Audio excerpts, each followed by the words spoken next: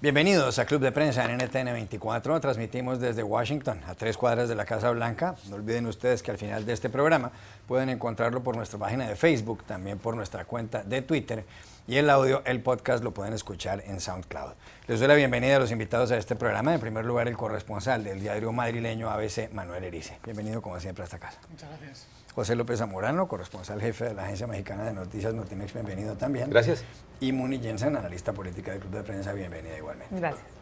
Primer asunto, Manuel, en su país, en España, hay elecciones generales este domingo, ya quedan horas prácticamente, para esos comicios donde los ciudadanos van a escoger a los 350 integrantes del Congreso de los Diputados, que a su vez elegirán al presidente del gobierno, a quien va a suceder a Mariano Rajoy, el actual presidente, que es el líder del Partido Popular, del PP, un partido conservador, y que además se presenta a la reelección. No está claro si él va a ganar o si va a continuar.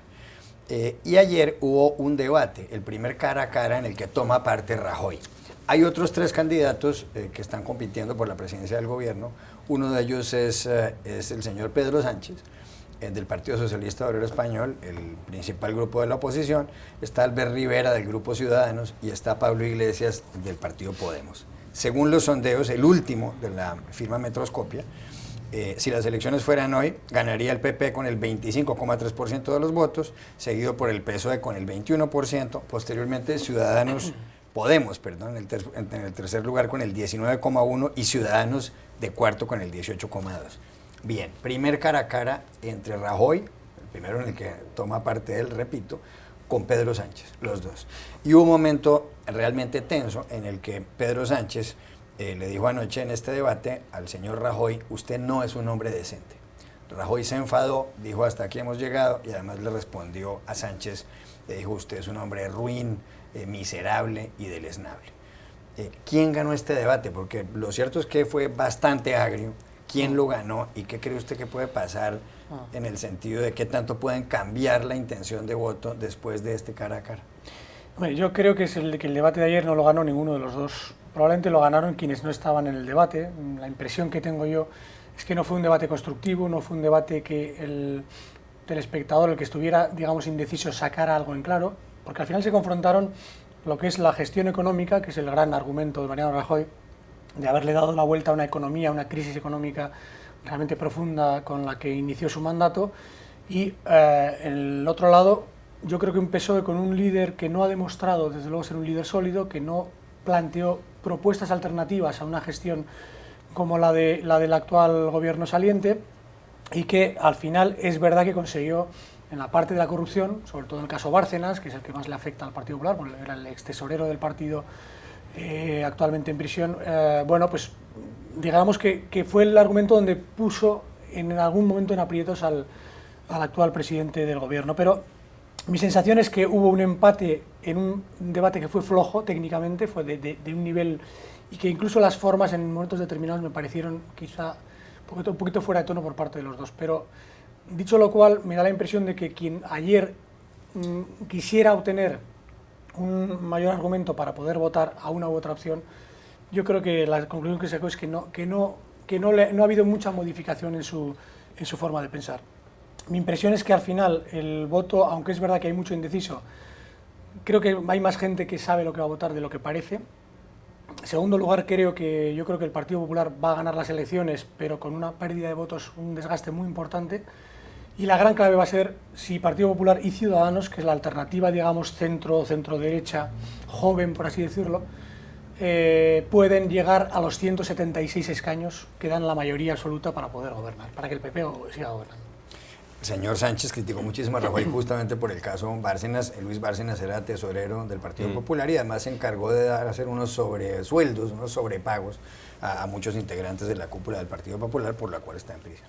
Sí, bueno, tuve oportunidad de ver la mayor parte del debate gracias a que ya tenemos a la televisión española aquí en el área metropolitana de Washington, y sí me sorprendió el tono, déjame decirte, ¿no? Y me sorprendió especialmente porque vi, por una parte, en términos de las formas, un debate muy repetitivo, acartonado, diría yo, de libreto, sobre todo para quienes presenciamos el debate de algunos días antes entre las cuatro fuerzas políticas. Creo que fue esta nuevamente una colección de frases hechas, ¿no? Especialmente por parte del PSOE, el tema que si de los 900,000 empleos son temporales.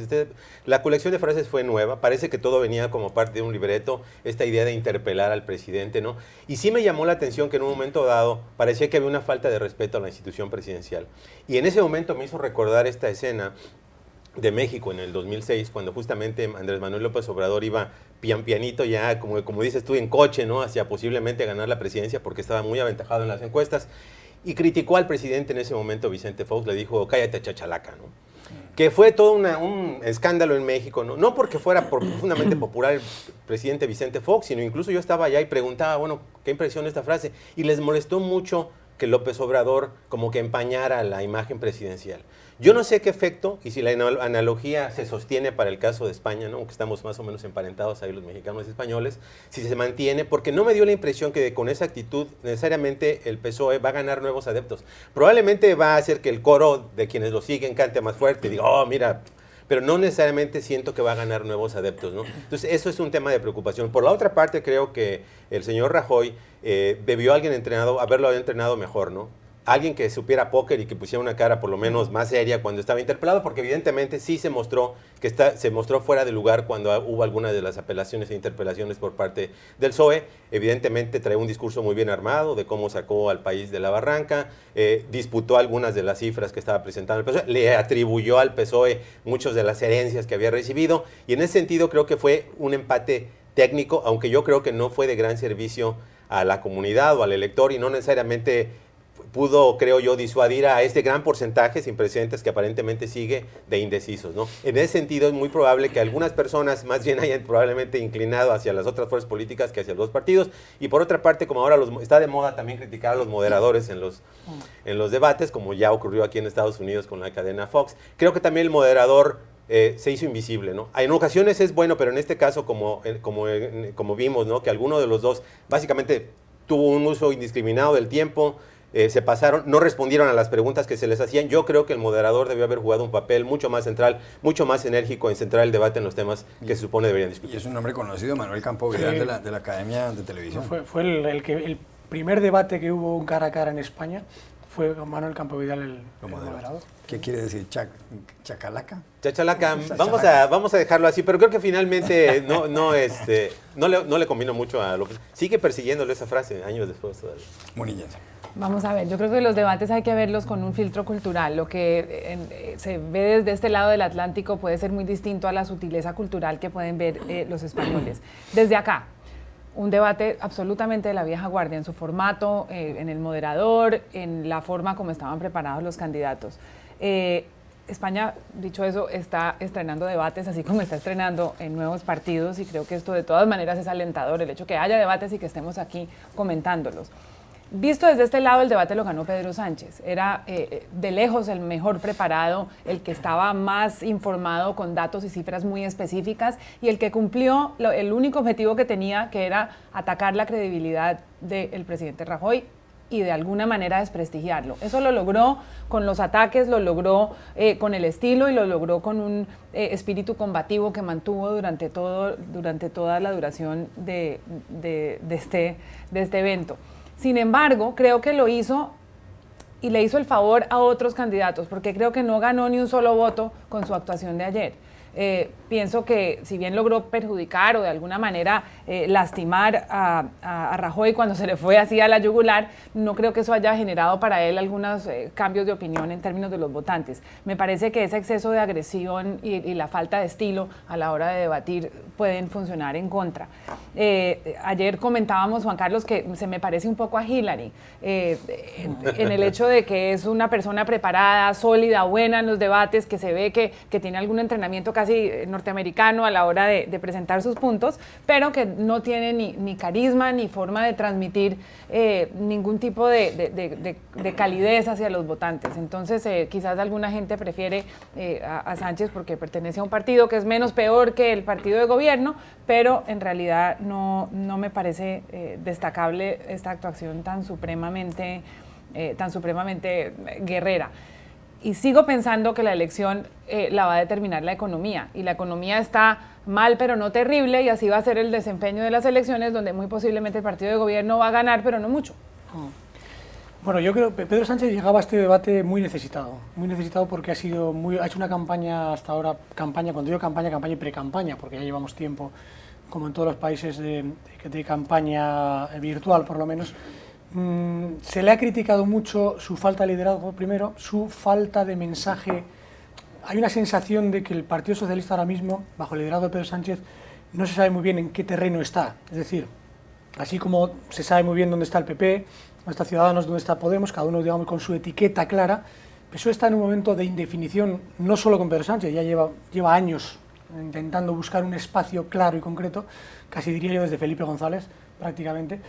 Y entonces llegaba necesitado, y yo creo que abusó mucho del ataque porque estaba mirando un poco también a ese voto de izquierdas, teniendo en cuenta que las últimas encuestas, los últimos prácticamente 4 o 5 días, Podemos, que es, digamos, el recién nacido partido de izquierda pura y dura, pues ha ido comiendo terreno al Partido Socialista y probablemente también a Ciudadanos. Entonces, en ese sentido, estaba un poco forzado, arriesgó probablemente algo más de lo que en un debate de otras características hubiera arriesgado, y yo creo que las formas se le fue un poquito la mano. Pero es verdad, al final, este tipo de debates donde se plantean la gestión de alguien que, bueno, de alguna manera la economía la ha logrado enderezar, frente a alguien que va atacando pero que no tiene unas propuestas concretas definibles que la gente pueda percibir. Bueno, yo sé lo que voto cuando voto al partido alternativo, me da la impresión de que no consiguió todos esos objetivos, y por eso digo que en ese sentido yo creo que al final, estoy de acuerdo con Muni en que la economía va a pesar mucho más de lo que aparentemente pueda ocurrir, pueda parecer, y en segundo lugar, insisto, la clave va a ser hasta qué punto el Partido Popular obtiene escaños que puedan sumar con Ciudadanos para que Rajoy siga gobernando. Sí, yo solo agregaría, ¿no?, como matiz de la actuación de Sánchez, en el sentido de que tú no puedes llamar al presidente en funciones indecente sin presentar las pruebas del delito, el cuerpo del delito, sobre todo cuando lo está haciendo en un foro público ante millones de televidentes. Yo creo que sí tiene que haber un respeto a las formas, pero también cuando tienes una cosa tan seria, una acusación tan formal prácticamente, yo creo que es muy ligero hacer simplemente dejarla al aire de manera tan suave, ¿no? Cambio de asunto, aquí en Estados Unidos hay elecciones presidenciales en 11 meses. El señor Donald Trump, el precandidato republicano, dijo hace algunos días, y eso generó otro escándalo dentro de las muchas declaraciones escandalosas de Trump, que Estados Unidos debería prohibir la entrada de ciudadanos musulmanes, de credo musulmán. Pues resulta que acaba de aparecer una encuesta elaborada posteriormente con posterioridad a esos comentarios por la Universidad de Monmouth, que está en el estado de New Jersey, y el señor Trump sube aún más en los sondeos. Ahora tiene el 41% del respaldo de los republicanos y está seguido por Ted Cruz, senador de Texas, hispano, que tiene un 14%, prácticamente lo triplica. Más abajo aparecen Marco Rubio, senador cubanoamericano de la Florida, con el 10%, Ben Carson, el neurocirujano, con el 9%, y mucho más abajo, en el margen de error, personas como Jeb Bush, quien fuera gobernador de la Florida. ¿Qué explica esto? Pienso que Trump rompió la barrera del sonido. Es decir, ya no hay nada que él pueda decir que sea demasiado escandaloso para ofender a su base de votantes. Y tiene una base muy sólida, muy leal, que en los números sube un poco, pero nunca baja. Es decir, aquí ya hay un grupo de norteamericanos que están convertidos al trumpismo y que nadie los va a sacar de ahí. Y que no importa qué tonterías diga Trump, que de todas maneras siguen muy aficionados a su candidatura. No sé si eso vaya a funcionarle en la primaria, porque hay dos teorías. Una es que realmente los demás rivales van a ir cayendo y que todos esos votos van a ir a Trump, porque los republicanos de todas maneras están jugando a ganar. Y hay otra a la que le creo un poco más, y es que un candidato que no tiene el apoyo del establecimiento republicano no puede salir adelante, y que las estrategias de algunos candidatos como Ted Cruz puedan llegar a funcionar en la medida en que esté tratando de robarle votos a los otros candidatos que hay en la baraja, y puede posicionarse como un candidato fuerte. Creo que el tiempo está a favor del sentido común, y todavía faltan varios meses, y que en esos meses ya no podemos apostarle a que Trump se equivoque y ofenda y diga tonterías, porque eso realmente no importa, sino que esa base se quede de ese tamaño y haya otro grupo de republicanos que hagan una mayoría. Manuel. Bueno, yo creo que no hemos visto todavía el máximo de Trump, porque yo creo que le falta ahora sobrepasar la velocidad de la luz, ¿no? Después del sonido falta la velocidad de la luz. Yo creo, vamos a ver, Trump, que tiene todo menos tonto, yo creo que tiene una táctica muy sencilla, que no es ni siquiera estrategia, es pura táctica, que es una obsesión por las encuestas, que maneja al día, al minuto. Entonces, en función de cómo siente, piensa cada uno de los norteamericanos, pues va modulando. Cuando se acerca en las encuestas, inicialmente Ben Carson, por ejemplo, pues bueno, ataca a Ben Carson, le dice de todo, prácticamente lo denigra, ¿no? Además aprovechando en aquel momento aquellas informaciones que aparecieron en prensa que ponían en duda ese currículum que se ha construido, etcétera. Bueno, lo hizo también con Jeb Bush, con esa etiqueta, que además de que no tenía energía o no claro, tiene energía. Pero de una manera muy intuitiva, pero también sabiendo que en este momento, y es verdad que hay una importante parte de los republicanos que están pidiendo un liderazgo fuerte, ¿no? Entonces, todo, o sea, es todo perfectamente calculado, lógicamente con el estilo Trump, que es un estilo tosco, que es un estilo muy frontal, muy directo y muy rozando el insulto y la descalificación. Y es lo que ha ocurrido con Ted Cruz. Ted Cruz ahora mismo está en Iowa, se ha puesto por delante, o por lo menos a la par, está disputando el liderazgo. Claro, ¿qué ha hecho con Ted Cruz? Pues lo mismo que con los demás, es atacarle frontalmente, llamarle maníaco, buscarle además todo aquello que tiene que ver ya no con la forma de ser política, sino humana, es decir, buscar los bajos instintos muchas veces. Por eso digo yo que a medida que avance esto, teniendo en cuenta que ya Trump ya se puede decir que es un candidato a ganar, en este momento se puede decir ya que puede ganar la carrera, en cuanto a alguien se acerque en las encuestas va a sacudir estopa y además le da lo mismo las formas. Lo importante es a quién se dirige y qué dice de esa persona. Y insisto, con las encuestas en la mano, pensando lo que piensan los norteamericanos. En el caso concreto de los musulmanes, ha elegido el momento adecuado, que era después de un atentado de un impacto tremendo en la sociedad norteamericana, y además sabiendo que una mayoría de los votantes republicanos están de acuerdo. Eso es así, porque lo dicen las encuestas, con lo cual creo que sabe perfectamente lo que hace. ¿Que pueda ganar al final? Pues hombre, eso ya, en fin, queda tiempo y queda un debate, por ejemplo, hoy, muy interesante, y veremos hacia dónde llega, ¿no? Pepe. Cuando la Universidad de Monmouth determinó que Trump iba atrás en Iowa, justamente porque Cruz lo había aventajado, dijo Donald Trump, ¿qué es la Universidad de Monmouth? Ahora que la Universidad de Monmouth está de primero. Lo pone de primero, ahora está Claro, elogiando a la Universidad de Monmouth. Ese es el universo paralelo de Donald Trump, ¿no? Para desgracia de Donald Trump, las elecciones en Estados Unidos no son nacionales y los índices de popularidad nacional importan muy poco. Albert Gore sería el presidente de este país y eso importará algo. Es una colección de 50 elecciones estatales. Y en Iowa, que es uno de los principales termómetros históricos, ¿no? El diario Des Moines Register, que nunca se ha equivocado, le da la ventaja y sólida de 10 puntos a Ted Cruz, ¿no? Esto a mí me indica justamente que ya se está filtrando muy bien de dónde va a estar la carrera, que básicamente va a ser una carrera entre Donald Trump, Ted Cruz, Marco Rubio puede todavía colarse y quizá Ben Carson, pero el resto, Jeb Bush, Chris Christie, en mi opinión personal, tendría que haber un milagro de octubre, alguna cosa así para que ocurriera, no lo veo previsible. Sin embargo, creo que entre más Trump se jale a la derecha, que es lo que está haciendo, entre más se radicalice, ¿no? Que probablemente es lo que requiere un candidato en este clima tan hostil y tan conservador que hay en el Partido Republicano, está obviamente cavando más hondo su propio hoyo, ¿no?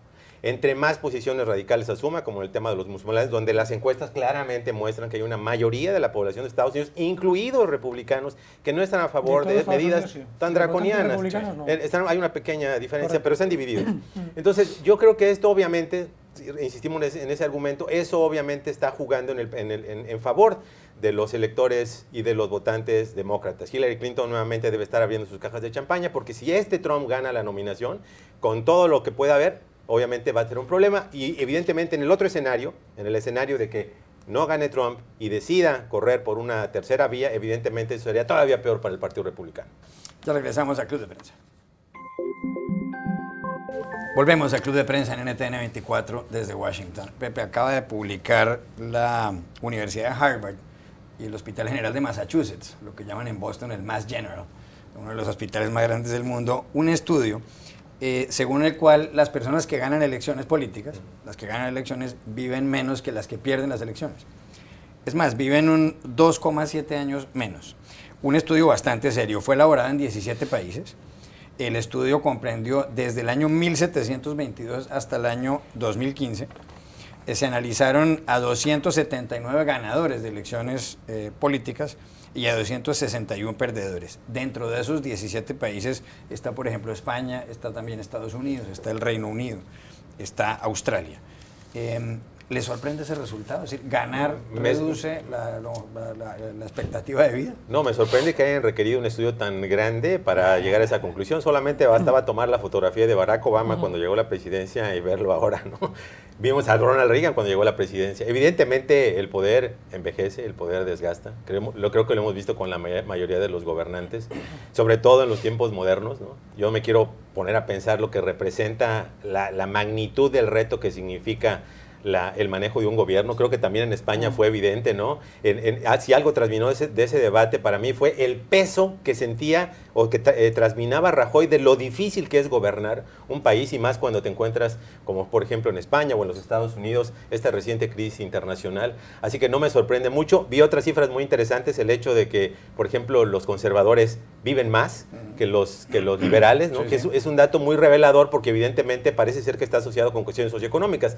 Y sigue siendo una triste realidad, por desgracia, en muchos de nuestros países, ¿no?